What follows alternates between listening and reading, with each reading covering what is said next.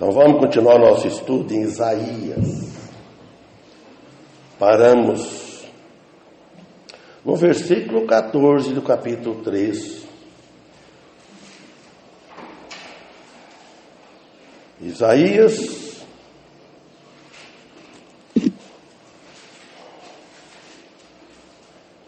capítulo 3, versículo 14.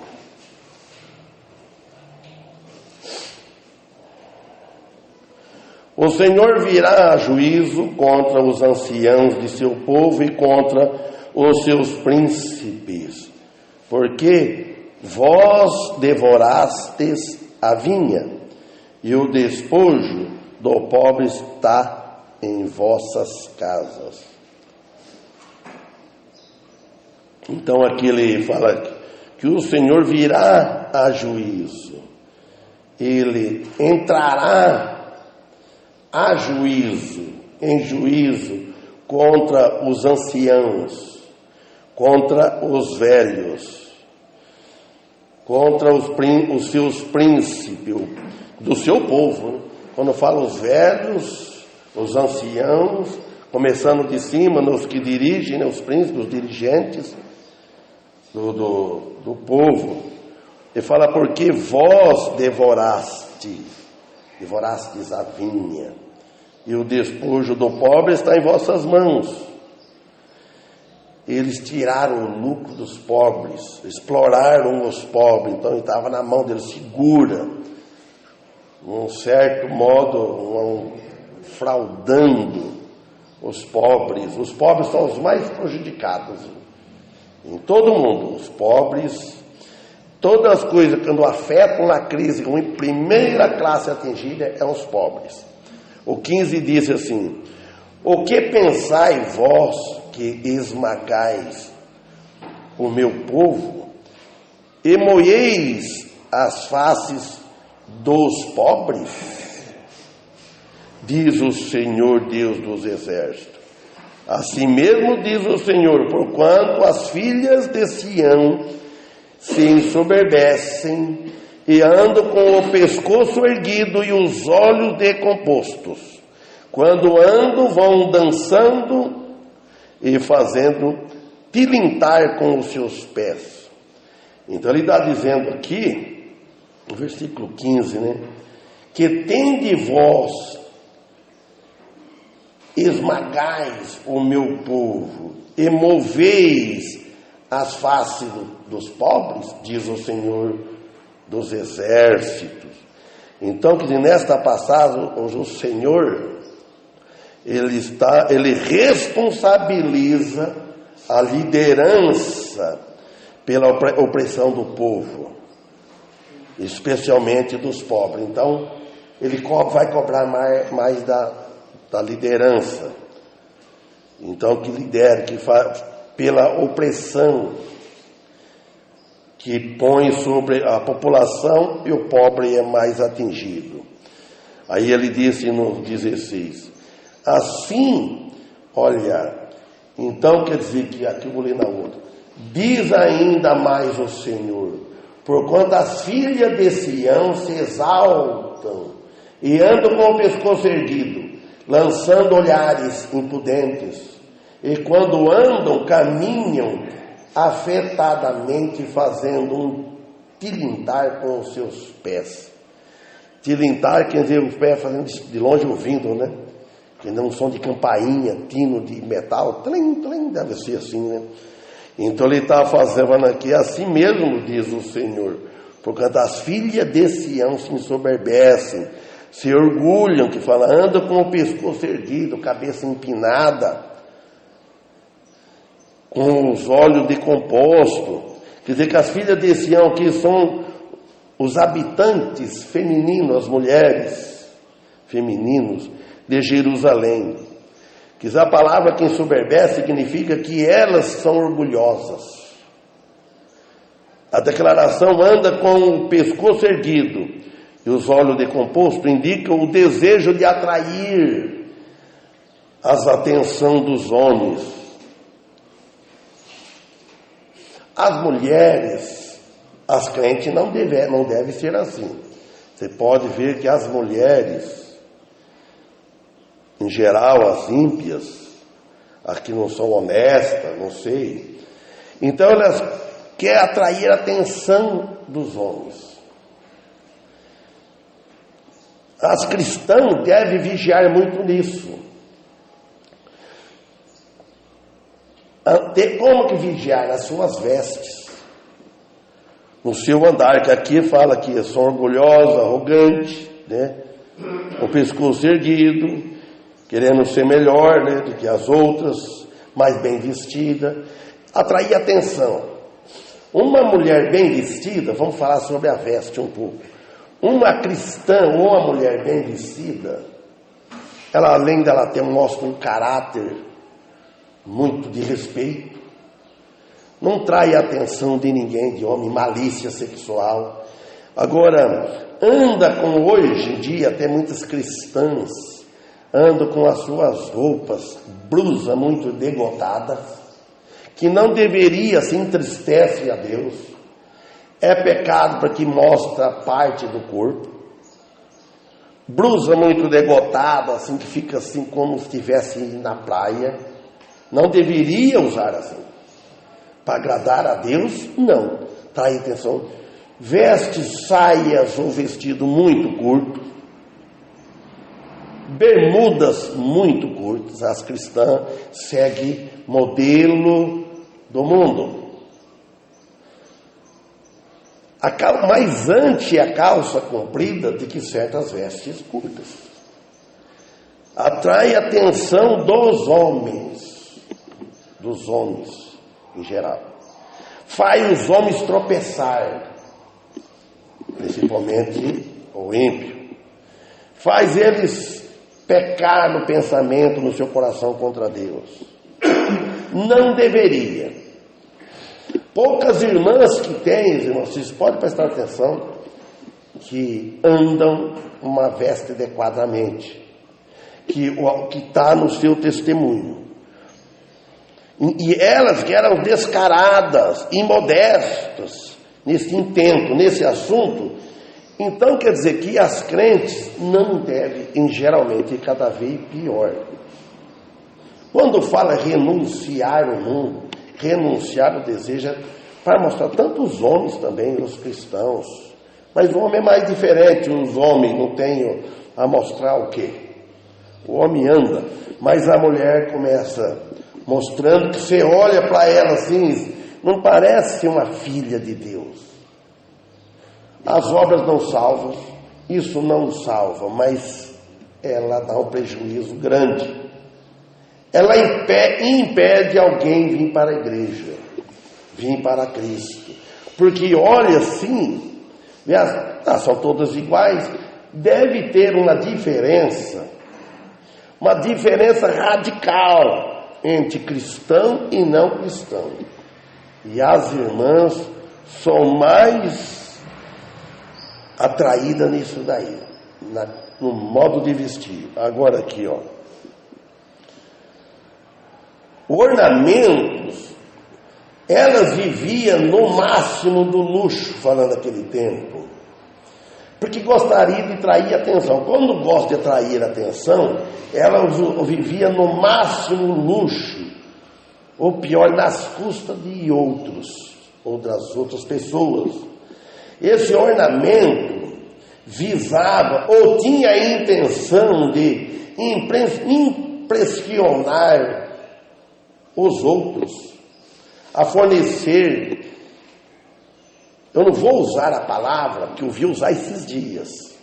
Eu vi usar esse dia. No modo que o homem conversa com a mulher, no modo que ele fala, elas já falam outras palavras. Eu fui, para usar uma palavra bem certa, que não, eles usam. Quando falam, vamos cantar, louvar a Deus, eles usam essa palavra por outra coisa. Então, quer dizer, para ser isso, ou oferecer algo em troca, falando das ímpias, delas. Agora, as crentes, porque acham bonita, ou sei lá, eu não sei, mas quando converte, deveria ter cuidado. Renunciar também o que mais? que tem dentro da casa, que tem no quarto? Vocês lembram que deveria mudar? Alguém fala? Tem uma coisa que tem que mudar lá dentro. O Antônio está rindo. Fala o que pode ser. Mudar. Fala, vocês não estão pensando que eu estou pensando? Guarda-roupa. Renunciar ao guarda-roupa. Vamos para o tanto novo. Quando comprar, vai numa loja comprar uma roupa. Olha, eu vou comprar essa roupa aqui, bonita, boa, mas que agrada a Deus. Não pensa nisso aí. E o cristão, o homem também, ele deve ter, em certo sentido, ele deve ter cuidado. Não usar uma roupa também. Mas eu estou pregando isso por causa do testemunho. Não é que eu estou escandalizando com isso, de forma nenhuma. Eu não vou deixar desacreditar, mas o problema é o mundo. É o mundo. Os que deve haver uma diferença. Por quê? Porque não agrada a Deus. Tem que ir com a sua veste. O enfeite. Vamos ver lá. Tem uma, lá em 1 Pedro, né? Vamos ver.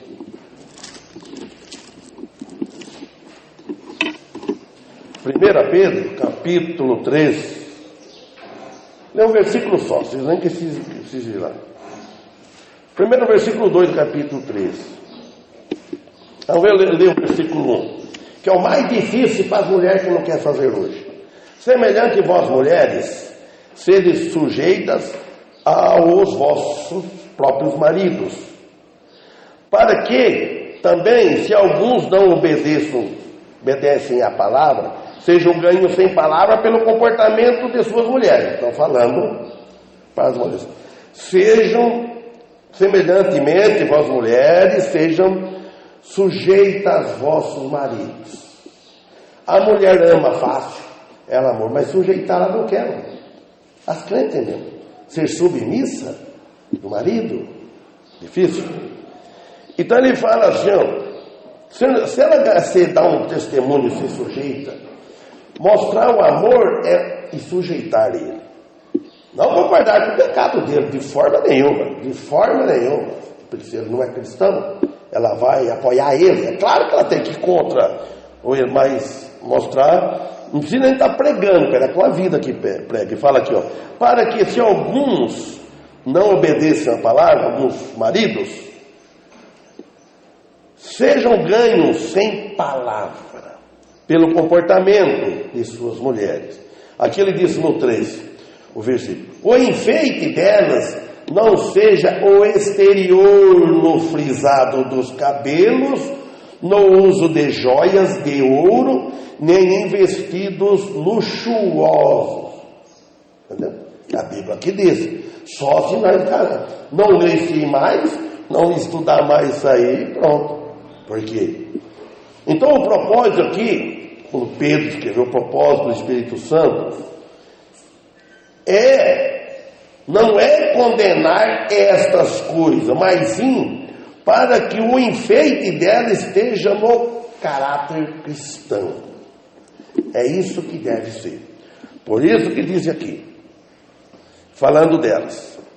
Então quer dizer, o 17: portanto, cortará o Senhor a moleira das filhas de Sião, e o Senhor descobrirá as suas vergonhas. Então aqui basicamente isso se refere à altivez. Começa na cabeça. A cabeça, o orgulho sobe na cabeça. Ele fala, e a cabeça é muito sensível, muito mole a cabeça. Sobe na cabeça, então ele disse aqui no versículo 17. Vou ler como é que está aqui. Portanto, o Senhor fará tinoso.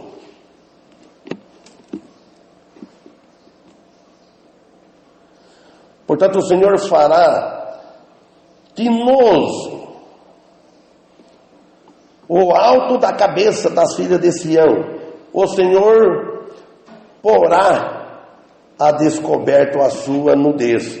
Então ele disse aqui, Portanto, cortará o Senhor a moleira. Eu acho essa aqui mais clara para entender. Cortará o Senhor a moleira lá em cima da cabeça, onde é mole, onde é sensível, das filhas de Sião, e o Senhor descobrirá a sua vergonha.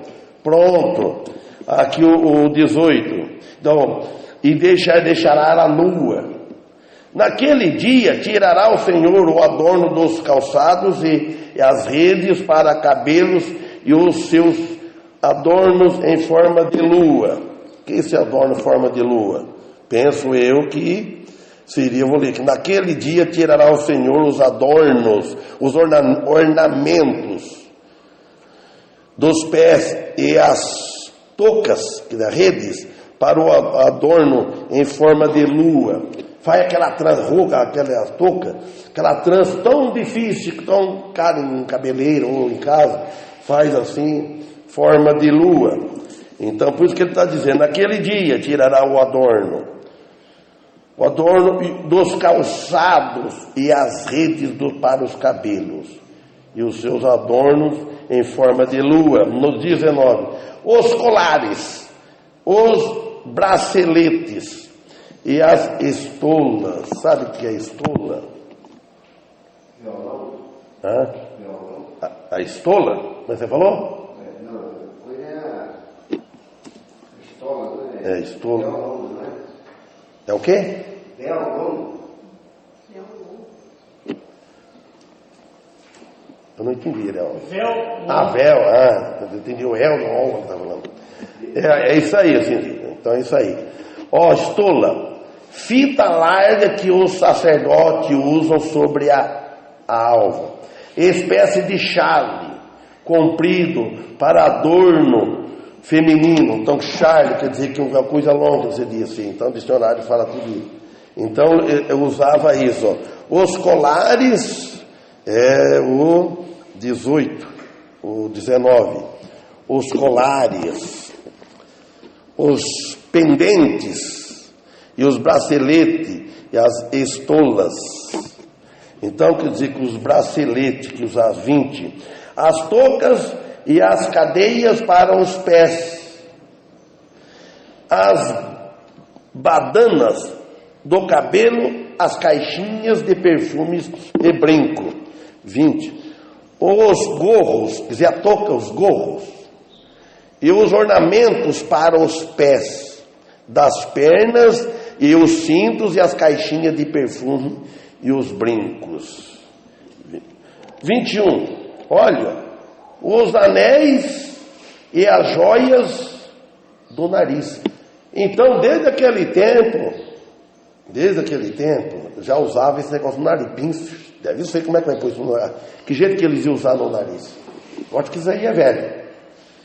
Foram descobrir bem mais tarde isso, né? E penso eu, né?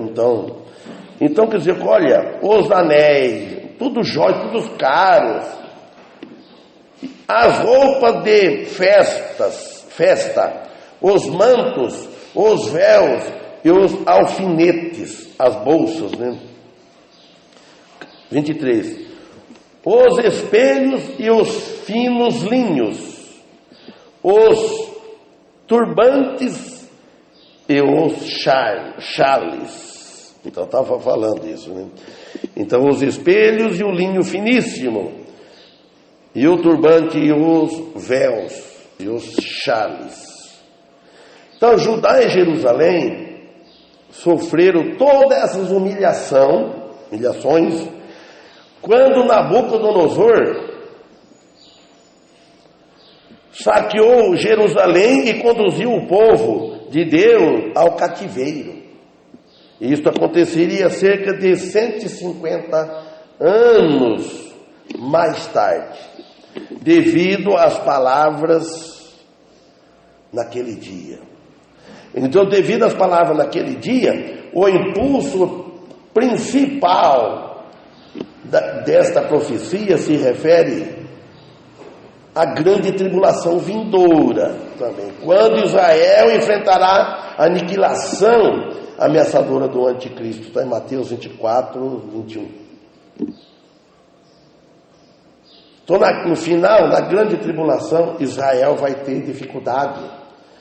Ele fala que vai ter um resto dos judeus. Não vamos dizer que não tem mais judeus que se converteu, mas naquele último dia vai ter um resto dos judeus que vão reconhecer a Cristo, vão humilhar e vão aceitar. 24. E será que em lugar dos perfumes aromáticos virá o mau cheiro, e corda em lugar de cinto, e calvície em lugar da compostura dos cabelos, e em lugar de veste luxuosa, pano de saco, e queimadura em lugar de formosura. Olha como é que o castigo vai ser no fim. Então quer dizer, será tudo ao contrário. Em lugar de perfume aromático, cheiroso, né? vai vir mau cheiro, podridão. Vai vir podridão. Em lugar de cinto, vai vir a corda em lugar de cinto. E calvície. Calvície, o que é calvície? Sabe, né? Sem cabelo, careca. Não fala que a turma é calvo. Lembra da palavra calvo, né? Aí já faz. Calvo, careca. Você raspar o cabelo, né? Raspa a cabeça bem. Fica nesse sentido, mas não é careca, né?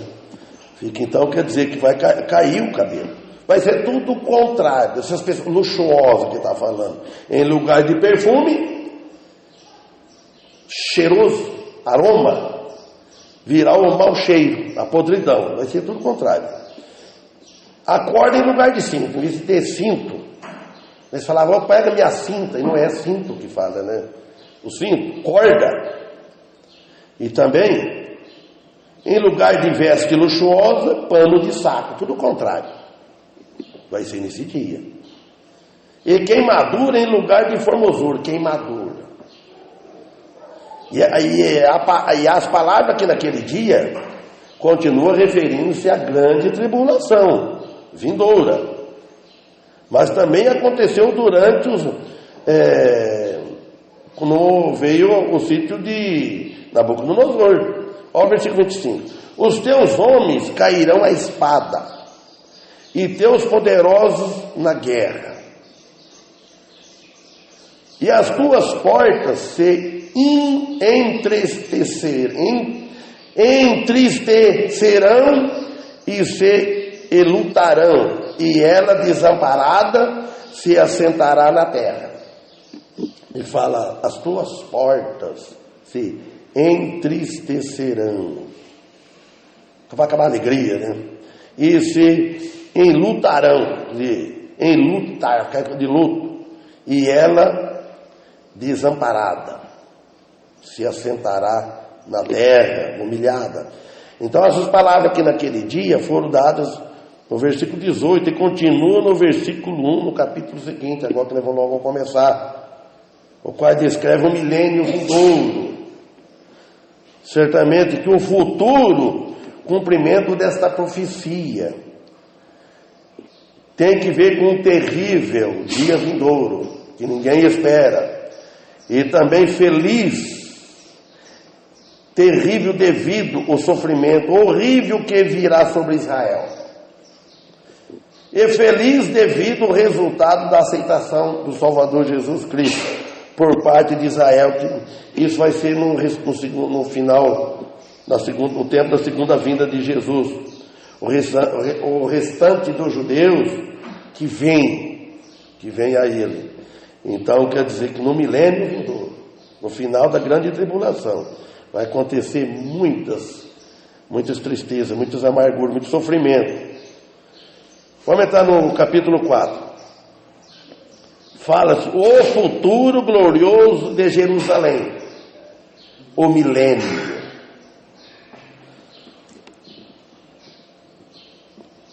E 7.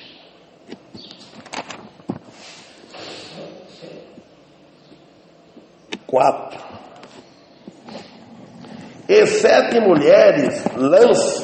mulheres lançarão mão de um homem naquele tempo, dizendo: nós comeremos do nosso pão e nos vestiremos de nossas roupas.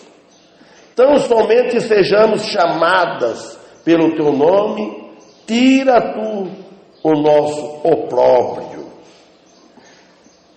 Então refere-se também falando da grande tribulação que está por vir sobre esta terra. O pessoal não vai ter onde correr. Agora que tem chance de correr a Deus, não corre. E aquele tempo não vai ter onde correr. Feliz aquele que no último momento aceitar o Salvador. Começando desde agora. Feliz aquele que aceita o Salvador. Em Mateus 24, 21. Assim também como o glorioso milênio vindouro, como a profecia de Isaías, continua o Espírito Santo depois de dar os horrores da grande tribulação que está por vir. Alerta muito para nós, para o mundo.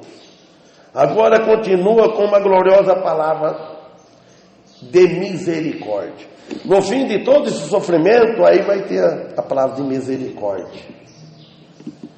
Deus, ele é misericordioso, ele tem misericórdia, ele salva. Mas quando chegar no milênio, quando nós estivermos lá reinando com Cristo, aí não vai ter mais sofrimento, mais reclamação, mais choro, não vai ter.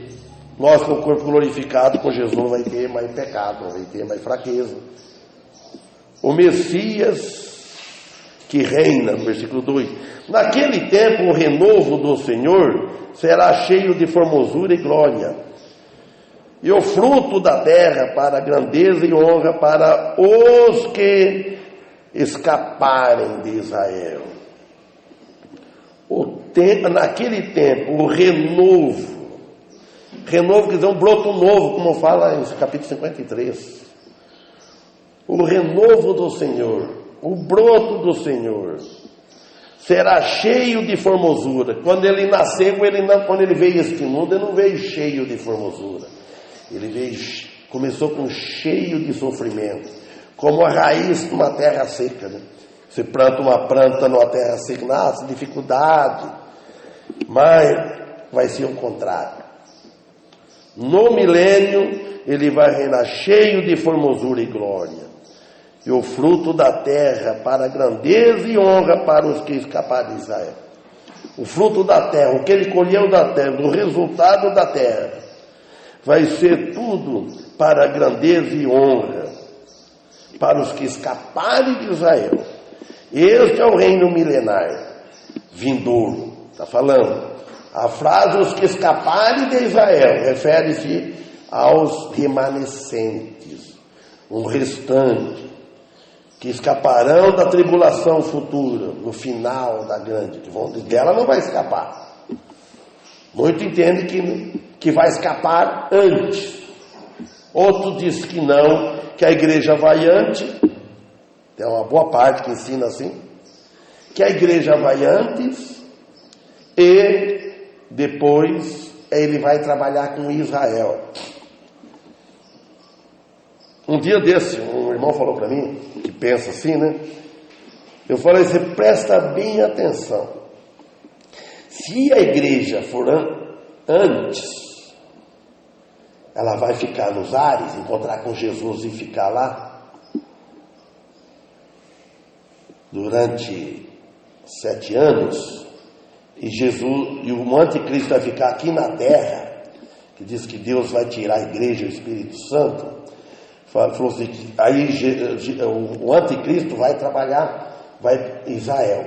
A igreja não está mais, a igreja está livre. Parece bom isso aí, né? Isso consola qualquer um que crê assim. Está livre da grande tribulação. Eu deixei ele falando bastante por mim por telefone, que ele viu uma pregação, ele viu um pastor pregando sobre isso, muito bem pregado.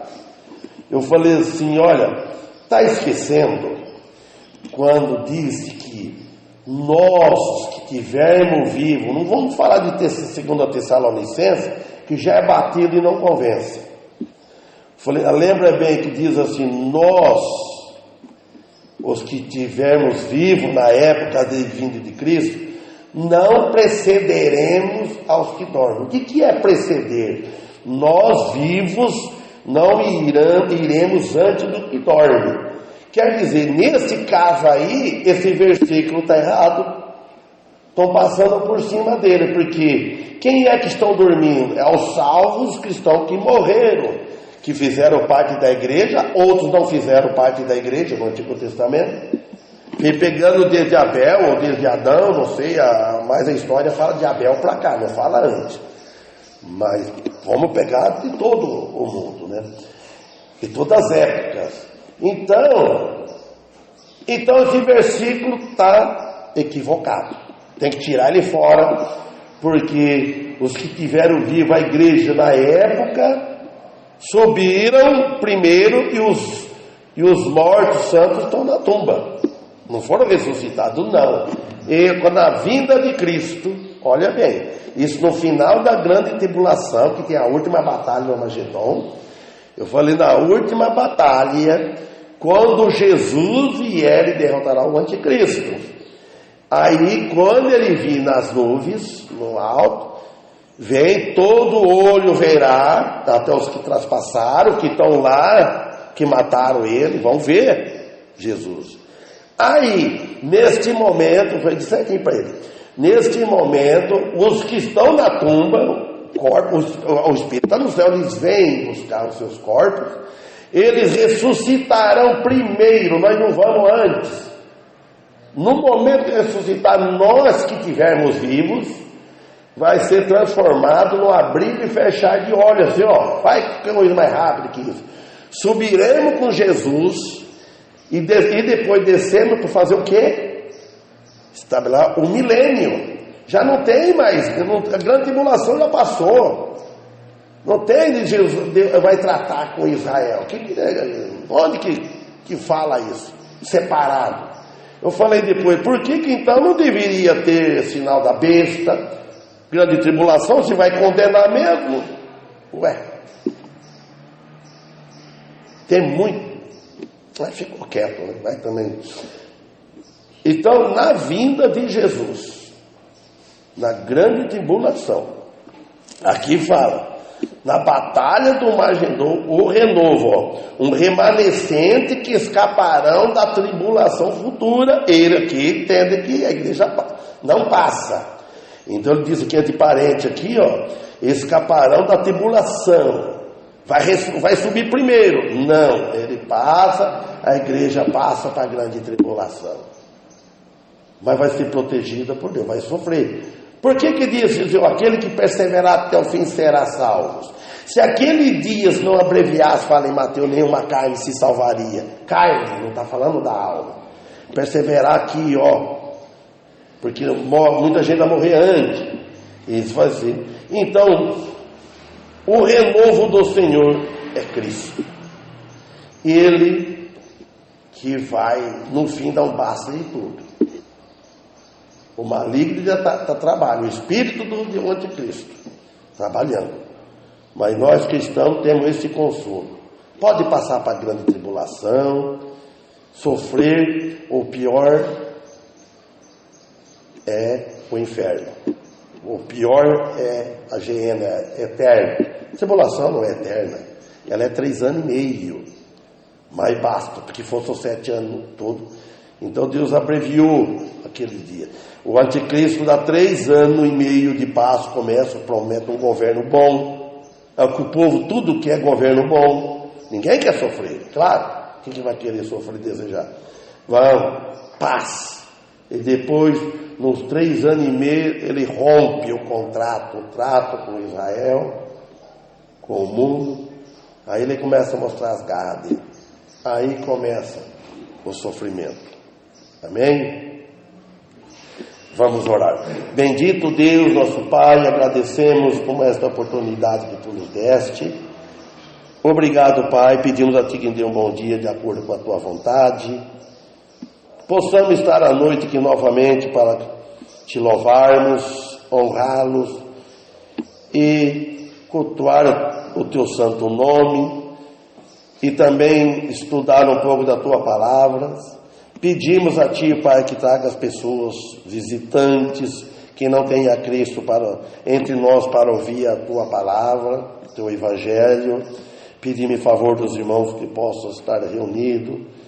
Pai, ajude aquele que tem dificuldade, saúde, desânimo, seja o que for, Pai. Tu esteja continuando abençoando como tem abençoado até o dia de hoje. Pedimos novamente em favor do irmão Félix e a família dele e todos aqueles irmãos. Em nome do Teu Filho que pedimos, em nome dele agradecemos com perdão de nossos pecados. Amém. Qual é o hino que vamos cantar?